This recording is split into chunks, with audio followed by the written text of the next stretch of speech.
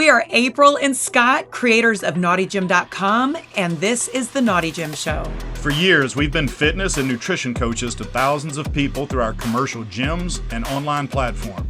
We've also spent nearly a decade in an ever-evolving open relationship. This show brings together two of our biggest passions, fitness and sex positivity. Our mission is to maximize the physical and mental health of anyone brave enough to explore relationship structures that run counter to societal norms. We have demolished our old ways of thinking about relationships, and from that rubble, built a life full of happiness, adventure, and vitality. And now we want to help you do the same. So hop on the treadmill, start the show, and let us teach you how to never stop playing. All right, before we jump into today's episode, we have a very big announcement. And when we say big, we mean the kind of thing that we've been working quietly on behind the scenes for months. The kind of thing where every once in a while we look at each other and go, is this actually happening? And we're incredibly excited about it. But before we say anything else, you may know something right away. We are very clearly reading from a script right now, like very carefully, word for word. And the reason is that when you start working on projects that involve real estate, funds, and investors, there are certain rules created by the fine folks at the U.S. Securities and Exchange Commission. Those rules basically exist to make sure people don't accidentally turn a podcast into a public investment pitch to the entire internet, which apparently is easier to do than you might think. So just to be clear, this podcast is not an offer to sell securities or investment opportunities. Any investment opportunity related to this project would be available only to accredited investors and only through proper legal channels and offering documents, which also means there are limits to what we can talk about here publicly. We can't discuss investment terms, we can't talk about offering details, and we definitely can't use this podcast to invite anyone listening to invest. What we can talk about is the project itself, which we're excited about and the role we hope to play if everything proceeds as expected. So here's the big news. Over the past several months, we've been in conversations with a group that is in the process of acquiring what many people consider to be arguably the nicest lifestyle resort in the U.S. It's located in the Sunshine State, and it's a place that a lot of people in this community already know. And honestly, if you're listening to this podcast, there's a pretty decent chance that you've either visited it, heard about it, or know somebody that has. For years, it's been considered one of the most unique properties in the lifestyle hospitality space, a place where people come not just for a vacation, but to live and play in an upscale environment surrounded by high-end resort-style amenities.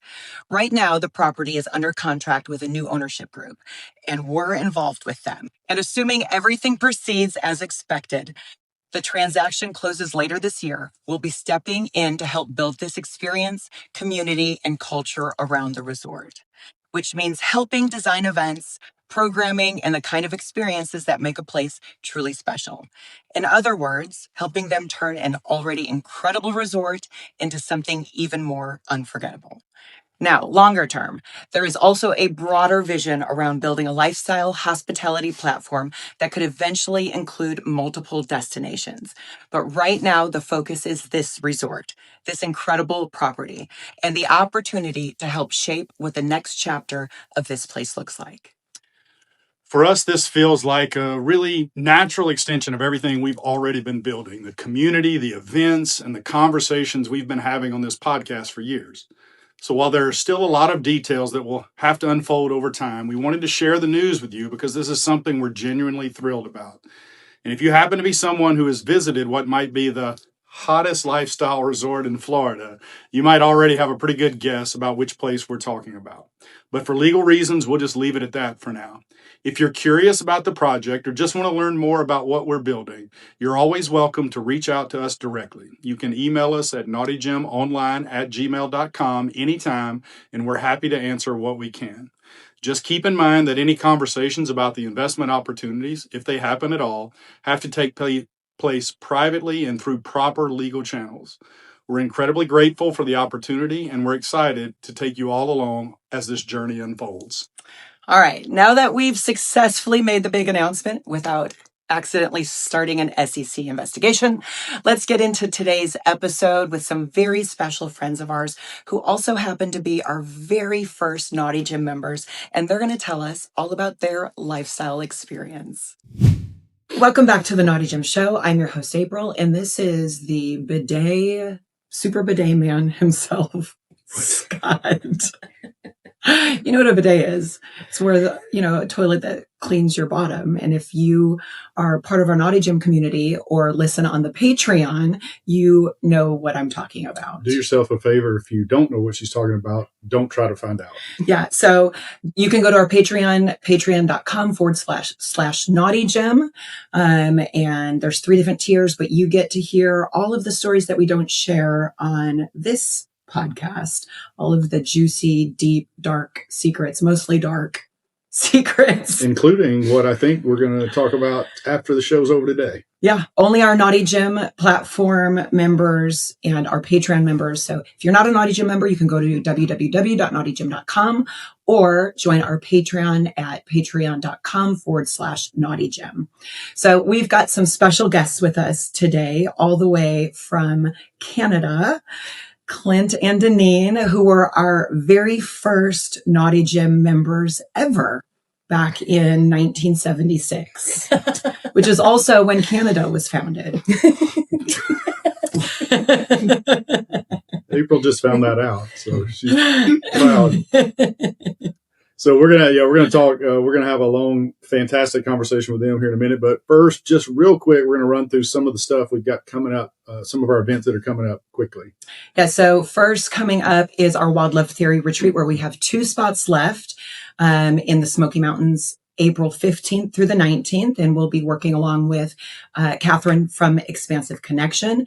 And this retreat is a marriage retreat in the sense that it's for people that already have a solid relationship, who want to have a little more autonomy and freedom and let their love expand and grow inside their relationship. We've got a fantastic cabin. Cheryl with Devious Dragonfly will be catering all of the meals in-house. We've got some fun activities and some intensive workshops that will really help you take a look at your relationship in a way that you maybe never have before. And just a fun side note, 2 nights ago, finally, we finished the books. It's ready, and people come into that retreat. We get the first copies of it. And then shortly after that, probably July 4th, it'll go on sale officially on Amazon on Independence Day, Yep. Which is fitting. But before that, in June, we will be invading Canada in Toronto at the X Club, and that is June 25th through the 28th. We will have some pool parties. We're bringing DJ B Smooth. We'll have DJ Raw Pulse.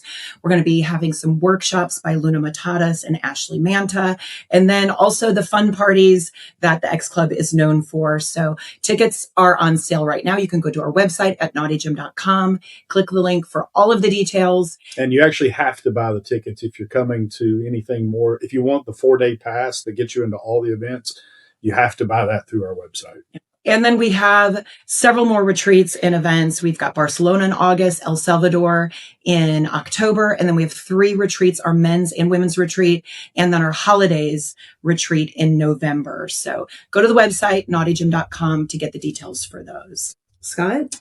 All right, so we've got 2 friends here who we've asked before to be on the podcast, but it's a difficult thing sometimes when you haven't been public and had your face out for people to see. And they were here visiting us and have decided to brave it today and let us show officially out themselves. Surprise!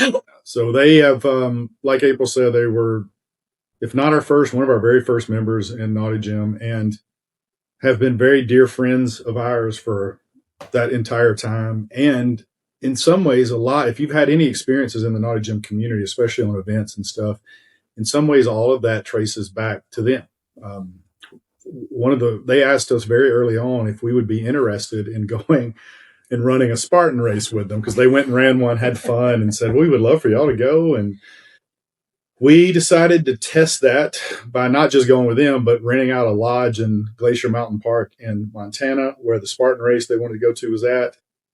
And it was our first ever trip. It sold out in like 3 or 4 days. And again, A lot of that just goes back to them asking us to go to a race with them. And there's been a lot of things that have happened over the years. But anyway, welcome to the show, Cass. Thank you. Thank you. And just real quick, Denine, are you still nervous? Because you've been nervous. I'm so nervous. Yep, I did a little bit of, little alcohol. Some breathing. Well, we're just going to kind of explore what your journey has been like in non-monogamy and how you got there, where you're at right now. So nothing super formal. All the salacious details will be in our Patreon later. So yeah, spend about 2 or 3 minutes, either of you, both of you, whatever.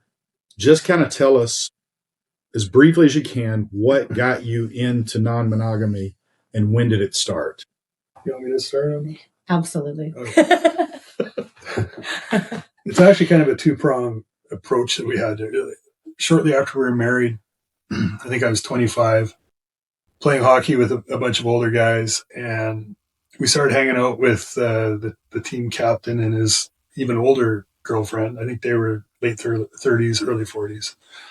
And over a period of months, we just kind of realized that this was a pretty flirty relationship. So that's kind of what we thought it was. It was just a little bit risque until one night, my buddy and I are playing pool, and the girls walk up and say, "We would like to go back to the house and take all our clothes off."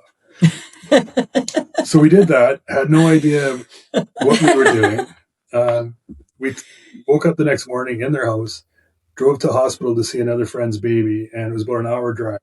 We talked nonstop to the hospital, and then we didn't talk about it again for about 12 years. wow. Didn't acknowledge it. So nothing sexual happened. You just got naked. No, Okay. It all happened. It all happened. Okay. Yeah. And we talked about it, and then we never spoke of it again. But there had never been a discussion up until that point of... We had no idea people could act like that. We didn't know what swinger meant. This was not quite 1976, but it was a long time ago. Was that other couple, had they had experiences like that before? I think she had. Okay. Yeah. All right. So y'all got sucked into it. Yeah. And then put it on the shelf for 12 years. Yeah. And not decided to put it on the shelf, just didn't talk about it. Yeah, neither one of us would bring it up. Knowing you guys like we do now, that just seems incredibly odd. So how long were you guys married at that point? About 2 years. Oh, so it was very new, before kids. Well, we had a 1-year-old daughter. Yeah. Okay. So then when was the next time you talked about it? Well, 12 years later, for whatever reason, I can't even remember. I think maybe you brought it up, but it was like, do you ever think about? And that opened up a conversation. And then that kind of just stopped there. We've been married over 30 years, and we really think we've had 2 marriages. Our first 20 years was pretty kids, career. Yeah, the standard life distractions. Yeah. Our next 10 years was a lot more adventurous, and we started traveling more and found our way into a sex club, and here we are. Sex club. But what was the catalyst between the first part of your marriage and then that second? Like, was it somebody was curious? Was things going great? And you're like, let's just explore something else. Really, it was, we realized that our marriage as it was constituted at that point in time was probably not going to last. Mm. And I know the big thing is, don't take your troubles to the lifestyle because they just magnify and get bigger. And I believe that. But that conversation allowed us to get into some coaching and self-work. Denine was able to really focus on working through some of her childhood traumas. Mm-hmm. And I was able to learn how to deal with how the triggers were affecting me. And we went through this whole exploration and journey of self-work and improvement and figuring our shit out. And all of a sudden we realized our sex was getting so much better. We started talking to each other, and sex was great. I think for me, the work was an awareness around how present day was still so attached to the unresolved traumas of my past. And mine specifically was how I had suppressed sexuality. So it was just simpler, just black and white, yes or no, this is right, that's wrong, period, done. So when the awareness came that I was, through my work with professional help, we realized I was uncovering a real honest, authentic sexuality. Mhm. I was a sexual person, as a lot of people are, but I was raised and shown to suppress that. Mhm. And I did it very well. So well that I didn't even know it with myself, which can happen so often to people when these traumas happen at such a young age. You don't have a reference. You don't. And I think that allowed Clint to be trusting in us. And I think when he saw it, me kind of opening and relaxing around it, he encouraged it, and we just kind of started feeding each other in this beautiful new light, and we were in it together. I think that is a pretty common thing that people do in marriages, especially if they get married young. You know, maybe you do have trauma, maybe you don't, but you go into a marriage and then you have children and you're kind of in survival mode, right? Like, let's keep these humans alive and let's focus on this. And a lot of times people get to a place where, you know, maybe the kids are grown and they're like, now what do we do? You guys had the foresight to go, we're not going to end it. There's got to be more. What can we do now to fix this? And it wasn't like, well, let's go fuck other people to fix this. Yeah. It was, let's start sharing more openly about our past or what our desires are, what our fantasies are, so that we can still be together but expand. Absolutely. Yeah, what we really learned is that we had to start stripping away the shame and guilt around sexuality as a couple, and for Denine specifically. But seeing her in her full sexual self, I came to wonder if that was the more real Denine. And then it kind of became a game of how do we chip away on some of this programmed beliefs and conditioning. Well, so early on then, you know, you'd had that 12-year break, and you start some discussions. And I'm sure if you were like most of us, you started creating some rules and boundaries to help protect the relationship, because this is a difficult thing to move from this societally imbaked idea of monogamy being the only right way to do a relationship into non-monogamy. So what were some of the biggest struggles you guys had early on? Mine was the minute I felt I caught up to Clint, he would like torpedo ahead of me again. What do you mean caught up? Why was he? Well, I would just be like, okay, I'll wear a dress and I won't wear underwear, right? Mm-hmm. So Clint started by not wearing underwear? And you had to He never wears them. keep up with it? Well, it's kind of like we say sometimes somebody's the gas, somebody's the brakes. Exactly. You felt like you were maybe the brakes. Yeah, so I was just brave enough and comfortable enough and like trusting enough that, okay, I'm not the only one doing this, and you know, it's really not a big deal. Like, I was just getting comfortable with it. And then he's like, okay, well, now let's try this. Yeah. And then I'd be like, okay, here we go again. And then by the time we got to that, it felt like, again, I would just catch up. So it was hard. It was trusting that, like it's okay. Was it hard to open yourself up to feeling towards other people? Was it hard to see Clint doing that? Because for a lot of people that are coming into this new, it's hard to imagine being comfortable to some of the things that the four of us have gotten to where we're comfortable with. But what were those big things for you early on, the things you just struggled seeing or doing?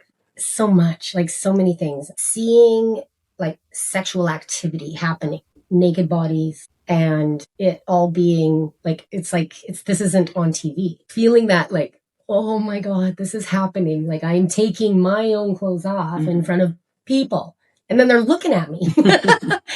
But I come from a very limited experience of any sort.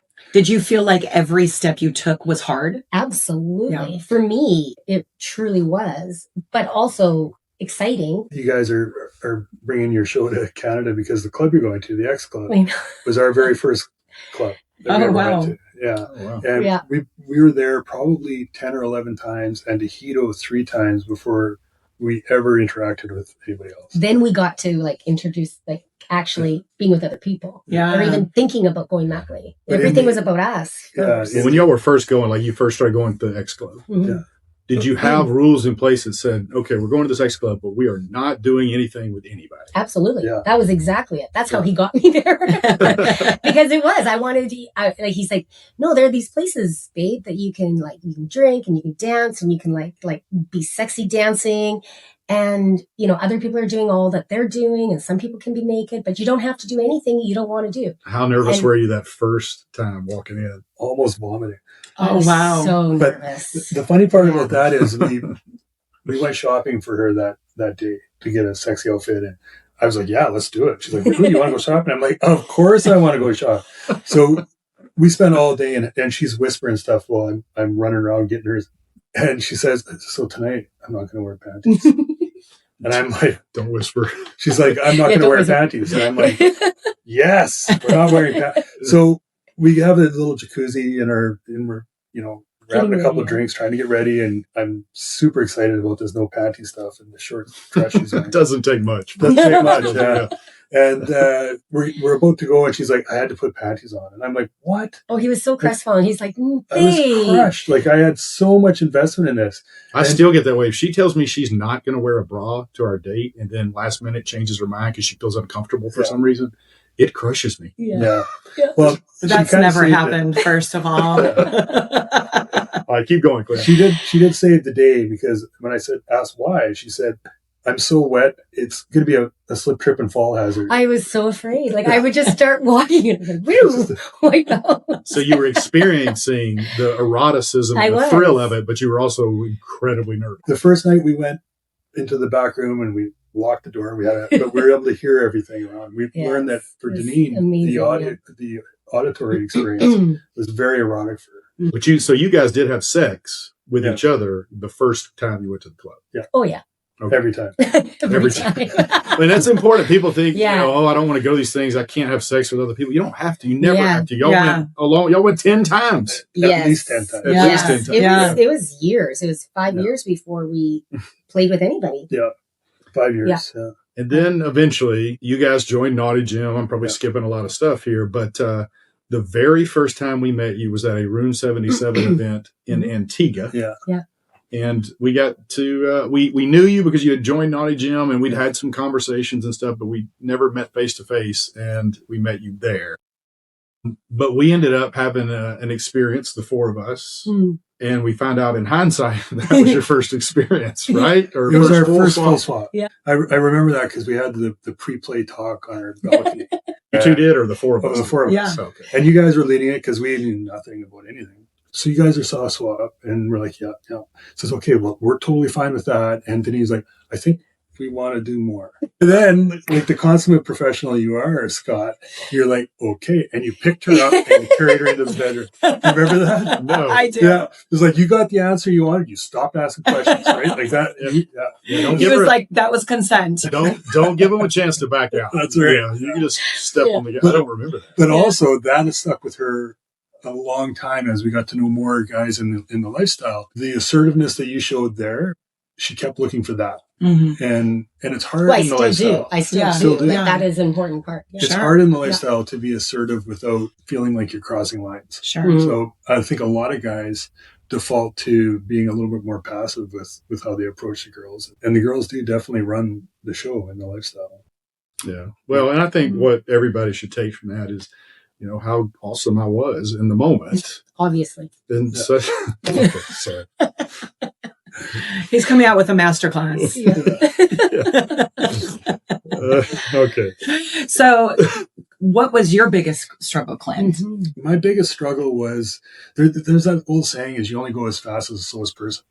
It's absolutely true. We would not have made it through those first 5 years if we weren't doing that. Right. But I think there comes a time where there's no growth anymore. And finding that the right time for us to change gears was hard. And then after that, probably it was realizing how much better at sex she was than I was. We could have told you that a long time ago. Yeah. But it is one of those things where we made lots of times about how I will get a couple into the bedroom and then she takes over. And it really was kind of almost having getting my mindset where I could see control to that moment once we got into the bedroom. Once I got that, it was so much better. I think as well that it was to become aware that it was very clear I had insecurities about my, body image or experience, lack of experience. I was a lot of insecurities, but you did too. Oh yeah. But his role wasn't to show any of that to me, right? He was going to show me how he had my back. He was going to keep me safe. And that's is such a traditional kind of part of a relationship that can sometimes lead to stickier areas, right? Because the man can still be very vulnerable too, or insecure. And then if something does go wrong or something not so great happens in those circumstances, he would take full blame. And it's like, no. That's not what this, like, as everything, it's not always wonderful. Right. The first time he made a noise that I'd never made her make before. And she's over there with this other guy and he's making her make that noise. Insecurity just my dick shut off like a light switch. It was like, what are we doing? I've never made her make that noise. Yeah. So I had to, it took a while for me to really, really feel compersion. And then all of a sudden it was like, okay, wait a minute. I feel so much compersion. I really could have embraced the hot wife thing or whatever it was. Like I got so much out of her having the experience. Yeah. That then I had to realize, I've got to be in this for me too. Yeah. Right. Yeah, because you go back to something you said and what you just alluded to. You hear this all the time. You always play at the speed of the slowest person, move at the speed of the slowest person. And like you said, I agree with that. But at some point, is it always fair that somebody has to be slowed by the other? Maybe so, but it needs to be talked about and brought out front. And you say, well, look, why are we at where we're at? And do we want to move further? And if so, how do we get there? And instead of just sort of leaving the person who seems to be the gas kind of hanging, wondering if the other person is doing the work, are they trying to give me a little more latitude? Those things need to be talked about, and they're not easy conversations. They're not, but I think there is an easier way to have it. And the conversation is, does this still make you feel uncomfortable? And the minute that you've had a few experiences and you're like, no, this doesn't make me uncomfortable, I think it's time where you can take the next step and try something else. Try something a little bit past that, right? There's no success, whether it's in the gym or in business or in life or in the lifestyle, that comes without being uncomfortable. And yet as a society, our whole thing is we never want to feel discomfort over anything. We never want to feel hunger. We never want to feel thirst. We never want to feel lack. It's not a realistic way to grow. So I think what the conversation has to be after and we were always really good at after anything, we would talk about it forever. And it would keep our sex life so ignited, just talking about a little experience that we had. So we were able to realize that we needed to be a little bit uncomfortable. Not a lot. We can't be triggered. We can't be shutting down emotionally, but we can keep moving in a direction towards more of a completeness. Yeah. Well, you build more capacity. That's how you build capacity, right? By going through those uncomfortable things. And that's a conversation Scott and I had as we're moving through wild love theory and working on opening, is my central nervous system doesn't always have the capacity to go at his pace. But as long as he knows that I'm working to build that capacity, it's easier for him to go, okay, well, I'm going to stay at your pace right now because I know that you're actively trying to work on that capacity. And we actually even had a conversation where I realized that he was not telling me things that he desired or whatever because he didn't think I had the capacity for it, but it wasn't allowing me to be uncomfortable and actually build that capacity. So I was like, I need to do this. Yes, I'm not going to love it. It's not going to feel great. I'm not talking about like having sex with somebody, but I need to work through this so that I can get the reps. Yeah, do the mental reps, right? Because that's how you're going to train your nervous system that this is safe, this is okay, this is not out of control. Well, that's a good point. If your partner brings something up to you and expresses some desire, fantasy, something like that, and it makes you uncomfortable, a lot of times if you'll sit with it and just think about it, it's probably nothing that's inherently bad. It's just making you uncomfortable in the moment. And the more you think, the more you let it ruminate, give it days, weeks, sometimes months, all of a sudden this thing that was this big scary monster in the corner doesn't seem so scary anymore. It still may be hard if you push and go through with it. But the mental part is the first step. And it's a fine line between I'm doing the work and I'm letting myself be uncomfortable and something is happening that is causing me so much stress that I can't function. That's not what we're talking about. And April has had to experience, she said, look, we've been growing and stretching. I'm going to need to break for a little while from this just to let my nervous system calm down. Yeah. All right. So, we met you guys in Antigua. Not long after that was when the thing happened, I think, where you guys wanted to go do the Spartan race, and we ended up having our event in Glacier National Park. And that was our very first event. And now this year we're having events in 5 different countries. So that was a springboard to every other event and trip we've ever had. Even the connection to Hito was you guys hooking us up with them somehow. I don't even remember how that came up. But basically said, hey, Hito, you should talk to Naughty Jim. And we did. And now we have this great relationship with that resort as well. So, I know we've said it a bunch, but I still want to say thank you for all that, because I don't know that any of that would have happened without you. I think honestly, for our second marriage together was thanks to you guys too. So thank you too for helping us with nutrition and working out and just that whole balance of mind and body. Yeah, we're still here. You're stuck with us. What was that, 7 years ago, 8 years? I don't know. No. 4 or 5. Okay. So 4 or 5 years ago. And now it's a lot different. Like us, you evolved or opened up more and more. Because now you guys have started experimenting potentially with separate stuff. You've done all the full swapping things. You've done a little bit of all of it. Check. But what are the biggest struggles now? Because it never goes away, right? The struggle, just like any marriage, you always have. Also, want to say you guys are not just doing this alone, though, because sometimes you need outside help, right? So you have worked with somebody that has kind of helped mediate some things and come up with some new ways to approach things that has really helped. And I think that's helpful for almost every couple in the lifestyle. I don't think it's just a lifestyle, right? Like Kelsey from Expansive Connections, who we work with, and she's allowed so much transformation in our relationship and also in each other. Like I feel like we're both different people than we were, even when we first met you guys. And we are, there's so much of the fear and guilt and shame has melted away. And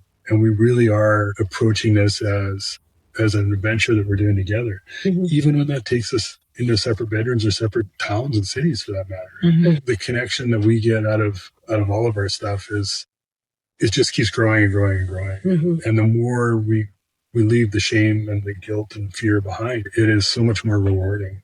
Yeah. And I think Kelsey really helped us see that we are individual people, but we are in a relationship, just no different than when we're creating different relationships with other people. But our relationship is our relationship. So it's interesting when you start breaking things down and how to honor each other. And I've realized autonomy is very important to me, and clarity is extremely important to me. I went through so much time where I was like, I want details, Clint. I'm like, you got to tell me details. I need to know all this. And it was Kelsey who helped me understand it's clarity is what I'm craving. Right. And so it's not necessarily, I need more words, but I'm wanting specifics, but not all of them. Right. So that's the clarity I need. One of the things we've heard, but people come to us and may ask us questions now that we've been doing this for a while. A lot of times you'll find out that people are shocked when they hear April and I talk about some struggle we're having about this particular thing or that. And they go, oh, wow, I just assumed it just all came easy for y'all. You've been doing it for so long. But you even when you've been in it for a long time, if you're trying to continue to grow and experience more things, there's always going to be difficulties. We're moving out of this societal normativity of heterosexuality into these open relationships. It's not easy. Our brain is not wired for that because of our upbringing. So you're always going to have these struggles. So what are those now? Yeah. What are the things that are most difficult now? And I want to ask if this would be a struggle for the two of you, because for somebody thinking I'd like to get into non-monogamy, potentially it's the sex that we think about. That's going to be so hard to see my spouse, my partner having sex with somebody else. And that's true at first, but I bet right now it would be harder, maybe, Denine, for you to see Clint walking down the street holding hands with a woman. Yeah. Would it not? Yeah. That intimacy part is still something that is a work in progress. And what I'm realizing most recently is that has a lot to do with the other person, that other woman.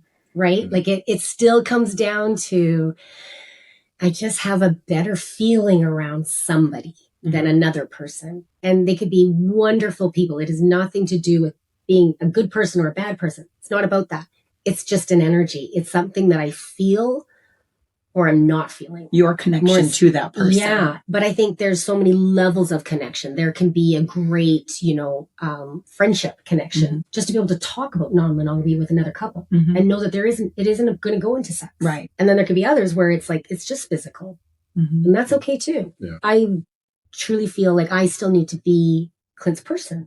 He's my person. Well, and I love that, because people will find it strange that are outside of non-monogamy. If you're implying this, that it's easier to still feel like Clint's person watching him rail another woman than it is watching him walk down the sidewalk. It's so and is that not weird? It is so weird. Yeah. And I said that to Clint. I said, like, I would rather you just like get up from this table, go take that waitress and pound her over there so I can see than me thinking you're having a texting conversation with somebody. I'm the same way. Like, I'm like, I don't understand why. Like, what could possibly go on in the phone? But that is exactly it. Yeah. I'm going to need you to be more active in this relationship with the waitress.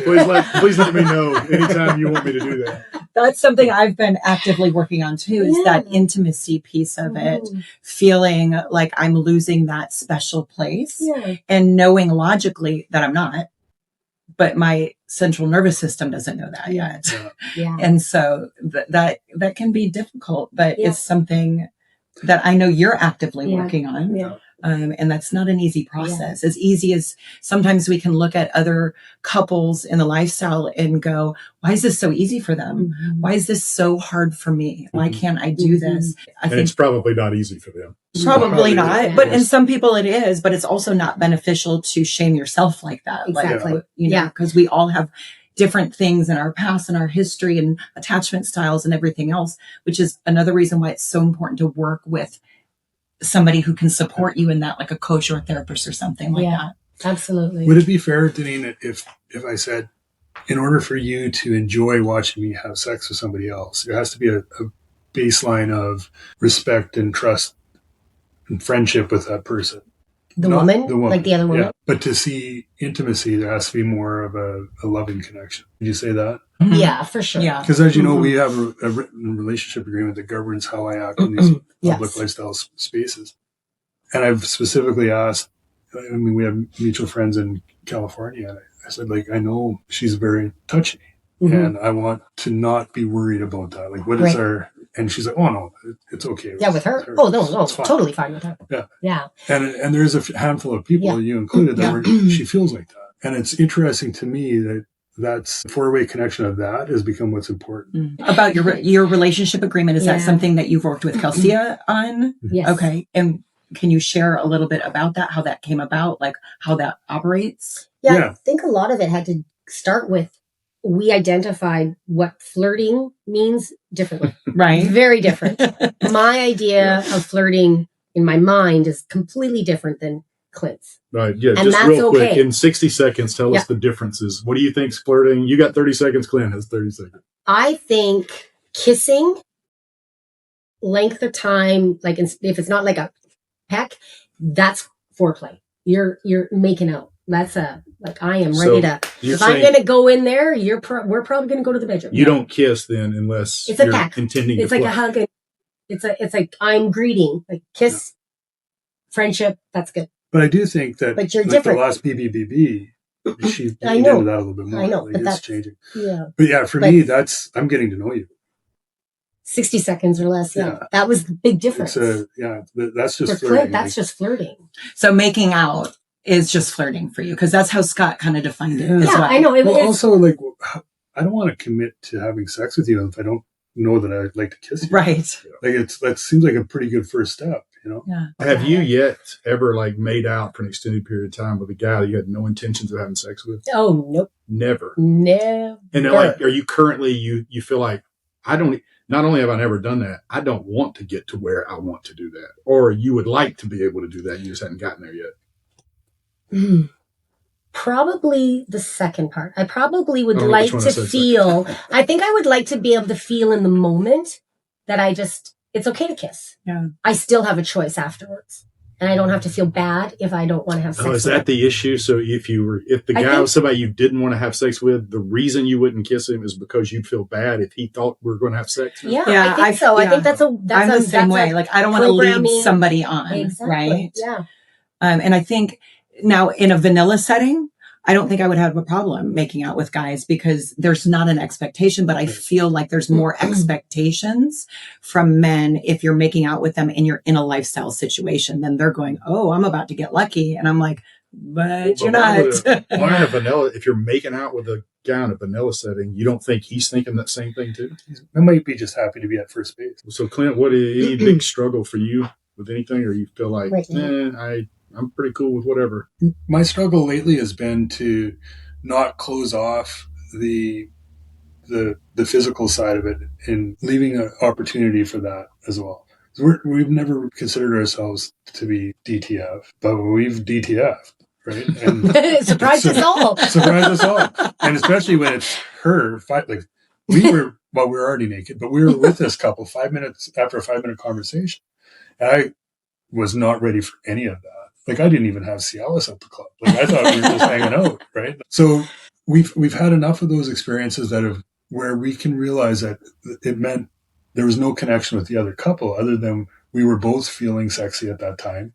And they apparently were too. I might not remember their name, but I'll never forget Denine's confidence in approaching that and her sexuality as she was losing herself in that moment. And every time that she does something like that, that's, outside of her comfort zone, you're forced to look at her with whole new eyes and appreciation. Well, that'll transition us into the last little part. You guys have been experimenting with some of the concepts in wildlife theory. Mm-hmm. Tell us how, that has impacted you. And if it's in any way negative, don't say that. This would be all a brag thing. Yeah, I think that's a relationship agreement. Yeah. I think that it was, introduction to the wildlife theory led us to the relationship agreement. Yeah. And the concepts in there are simple. Like I was able to write down in the relationship agreement that Denine has no rules. Mm-hmm. And whenever I start to feel a negative way around something, I have to remind myself she has no rules. And then I remind myself, if I'm really actually uncomfortable, it doesn't matter what it is. If I go to her, she will stop. Mm-hmm. Right. And she's proven that to me. Like, she's never once chosen the moment over me. Mm. Having that written along with that realization, it really has allowed me to not be worried about what she does. Yeah. As long as she's being safe, I want her to be making a connection at the grocery store or, where the gym, wherever she is. I want that for her. And it doesn't necessarily mean sexual. It's just being able to meet a person face to face without the guardrails that society says, oh, you definitely in this situation need to have X, Y, and Z guardrail because this is not your husband or this is not your friend or whatever. Yeah. You remove those and all of a sudden something magical happens where we can really engage with people in whatever way the moment calls for without having to just sort of artificially restrict ourselves. So how often do you come back to that relationship agreement and talk about it or modify it, or how does that work? For a while we did a quick review before every event. Okay. Just to make sure, because I do have restrictions. For example, I can only kiss for 10 seconds. And then what? And then I have to disengage. If I want to do more, I have to go and find Denine and say, listen, I got something going here. Yeah. What do you think? And so just on that rule, Denine, you're comfortable with Clint having the freedom to kiss whoever he chooses. Yep. But if there hasn't been a discussion about that individual, 10 seconds is the limit. And for you, the reason goes back to what you were talking about earlier. I need to feel that trust, respect, something, whatever that is with the other woman. And it's not to say that I never want you to kiss anybody more than 10 seconds. I just need to feel a part of the process if it's going to go further than that. Yeah. And that's building capacity, right? Yeah. So that might not be forever. Maybe you lengthen that. But right now where you're at, that's allowing you to maybe get a little dysregulated, but not for long. Yes. Right. Where you can go, okay. Yeah. I'm okay. I'm safe. Yeah. And this is okay. Yeah. And it's a little bit of giving him the freedom to be him. Right. Yeah. In his own little bubble, because he's an individual.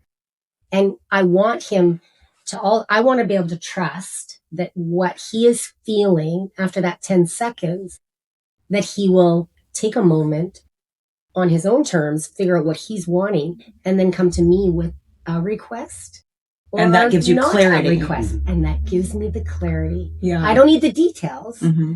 I just want that. I want to feel that I can trust that he will come back to me to share with his person something that's driving him, something that he's feeling, something that has happened, something special is going on, and he's going to share it with me, his person, and I want to get behind him, and I want to see him be able to go do that. Yeah. It's like a little bit of that dance, I guess. So we will frequently talk about it before events. Because there's other things, like I know alcohol is, I can have some alcohol, but if we are going to actively try to make connections with other people, I need to slow that roll hard. Me especially, not so much him, but I have to. Why? Too much alcohol in my system, a trigger can set me off, and I can get dysregulated very easily. Yeah. Okay. And then in that state, I'm unable to regulate myself. And I'm grasping for him to regulate me. And it just comes off wrong. Right. Just wrong. I think it's often not even the alcohol that you're having that night. It's because it's 3 nights in a row. Yes. Right. It can be overwhelming. Where you're overstimulated. There's a lot going on in the alcohol. And I can see that. Well, so, Wild Love Theory is not about no rules. Right. Every relationship is going to have rules and agreements, but these need to be mutually chosen agreements that you both actually mutually desire. The goal is to sort of orient yourself and your relationship toward freedom and start doing the work towards allowing your partner that freedom. So in this process, you have the relationship agreement. Has anything on that agreement come off? So it's good. It's a good point. A good question. Because the agreement was almost like a safety agreement to really govern how I was acting in these environments. I stepped on my dick at one of our events, and it was a tough few days for us. Like you talk about scaffolding and Wild Love Theory, our whole idea of the relationship agreement is this is a temporary thing so that he can get, there are certain daily practices that we've fallen out of. And they're really helpful in order to maintain a sense of self in these environments. So we wanted to give time to get that self-work, that daily work back in place, an exercise regime. And we fell off of it for about 18 months, and it really affected how we were coping with things. Kelsey said a really intelligent thing. She said, it's like you guys trained for years when we were going to these places where swingers are playing, but we weren't playing the swingers. And we're training every time to run this marathon. And then we ran it, and it felt great. And we ran a few more, and it was amazing. And then we thought, Mom, we can quit training. We'll just show up on race day. We won't stretch anymore. We won't. So we blew it out, right? Yeah. So. And one thing about the relationship agreement now is that we're realizing we may need, like this, it's a safety thing, but we may need another agreement coming up, so that what's the next level? So after that 10-second kiss, right? And what do we 12 do? seconds. Right. But I think we got to maybe then go back to, as we feel more confident and we have more trust in ourselves and then us as a couple, then we can remove some of those or edit them in a way where it's like, okay, I don't have to worry about this 10-second kiss. Like it doesn't have to be a 10-second. It could just be, this is Clint's way, and I can trust, and he knows because he's dialed into what it is, the clarity that I'm needing. Yeah, because the powerful place to get to, if you could get there, is I trust him, I trust her, whatever, to live their life in such a way that it matches their internal desires, what they really want out of life, and that I have the capacity to weather that when I receive it. Yes. But that's the magic. That's the work. That's the hard place to get to. Yeah. It's not easy, but having that relationship agreement gives you something concrete to keep referring back to. Right now, this keeps me regulated. I'm working on the capacity, and maybe next month, next 6 months, a year from now, I feel like, all right, maybe we can take the 10-second rule off, or the whatever this rule is, or something like that. Yeah. We've had 2 check-ins where we basically asked ourselves, are we ready to change this or extend it for another 3 months or 6 months? And that's been good. But we've also come to the understanding with Kel that we probably need to have an addendum to this relationship agreement, because the relationship agreement really governs how I interact with new people. New people to us in a lifestyle setting where we don't need to have a 4-way attraction for me to create a connection with somebody. And that connection is by far most often falls way short of sex. It's just a connection in the moment. But now we're like, maybe we need to have something written down about how to govern adding a deeper emotional connection to the mix. Mm-hmm. What does that look like? What follows the current agreement doesn't address that, right? It doesn't address that so much. For Denine, she really quickly got comfortable with the idea of the sex act is just for fun. It's fun. It makes me feel good. It makes him feel good. There wasn't a lot of hang up for Denine once you guys broke us in. There wasn't a lot of, but it was, well, there was some problems with, it feels like you're feeling a certain way about her. Like is this just sex now? Yeah. That intimate connection. The intimate connection. Yeah. Right? And it got to be, that's where we've had to spend our time and focus. And we're now at a point where we are open to those types of deeper emotional connections, but maybe we need to build some scaffolding around that. As we go out into that. It's very difficult to manage emotions. And a lot of times what we say is happening is our protective mechanism. Like in other words, we're going to have sex, but we're not going to let feelings develop. Well, that you can't do that. You're going to have feelings the second sex start. You're going to have feelings before the sex starts. And that doesn't mean love, but there's emotions involved. It can feel a lot like love. It can. And it has become so much simpler for me to just say, I don't care what you're feeling. I care that I trust you. Go chase your joy and I'll be here when you come home, or I'll walk beside you while you're chasing it. But if you start that you don't care. No, I don't. Yeah, I'm just saying I am not trying to prevent you from feeling this emotion or that emotion, because all that's going to do is, if you do start to feel hints of that emotion, is either going to make you feel shame or guilt, or going to make you hide something from me, or sort of spin it when you're talking about, it was pretty good, but I mean, nothing great. I don't want that. I want the real stuff. And I want to know that I'm a strong enough person that if it bothers me now, I'll do the work so that it doesn't bother me the next time. Well, that's taking ownership of your own emotions and knowing that it's not your partner's job to manage and regulate your emotions and how you feel. And that's the beautiful part of your story. And what Wild Love Theory is about is taking ownership and accountability for yourself and not trying to manage your partner's emotions in life. And when you can both get to a place where you're both doing that in a healthy, loving way is where the love expands. Because you trying to manage this person's emotions is so much harder than just putting a structure in place that does it for you. Until that person has the capacity to expand the structure or eventually get rid of it. And it makes it a lot easier, because the emotional piece is what gives a lot of people the biggest hangups. And it's also the part that, at least for me, is the most enjoyable. The good stuff is. Okay. Interesting. Well, we're going to move over to our Patreon now, because we've got some juicy stories to talk about. They don't know yet, but we're going to put them in the hot seat. So if you want to know more about the Wild Love Theory Retreat, go to naughtygym.com. There's 2 spots available, and we talk about this kind of thing and building those structures and scaffolding to help your relationship expand and grow deeper. So we have 2 spots left. For now, go to patreon.com/naughtygym, and we're going to continue with Denine and Clint over there. And remember to never stop playing.